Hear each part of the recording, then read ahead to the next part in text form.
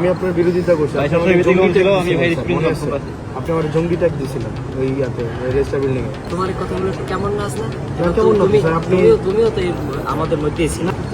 Realisation হয়েছে কিনা আপনার যে আপনাদের ভাই মোবাইলগুলো বন্ধ করে এটা তো রিয়েলাইজেশন হয়েছে কিনা আপনার অপরাধ করছেন? আমরা তো ছিলাম বলতে স্যার, আমরা তো আপনার অপরাধ করছেন যে ছাত্রলীগ নির্যাতন নিপীড়ন করছে, আপনারা এগুলো ইন্ধন দিচ্ছেন, এগুলো নিয়ে স্যার আপনার অনুতপ্ত কিনা স্যার? তোমার কথাগুলো একটু কেমন না আসলে? কেমন না স্যার, তুমিও তো আমাদের মধ্যে ছিল। না, আমি আপনাদের মধ্যে ছিলাম না, আমি আপনাদের বিরোধিতা করছি স্যার। না, আমি আপনার বিরোধিতা করছি।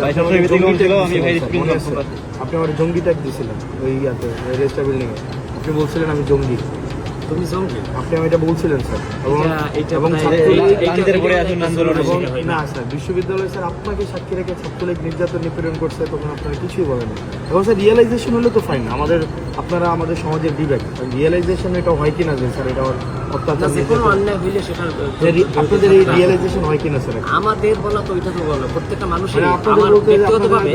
ব্যক্তিগতভাবে মনে করি যে কোনো অন্যায় হইলে সেটা স্যার আপনার সময় অন্যায় হয় না? বিশ্ববিদ্যালয় স্যার গেস্টরুম গণরুম অন্যায় হয় না? গেস্টরুম গণরুমটা ধারাবাহিকভাবে প্রক্রিয়া চলে আসে। এটা আপনার সময় ছিল?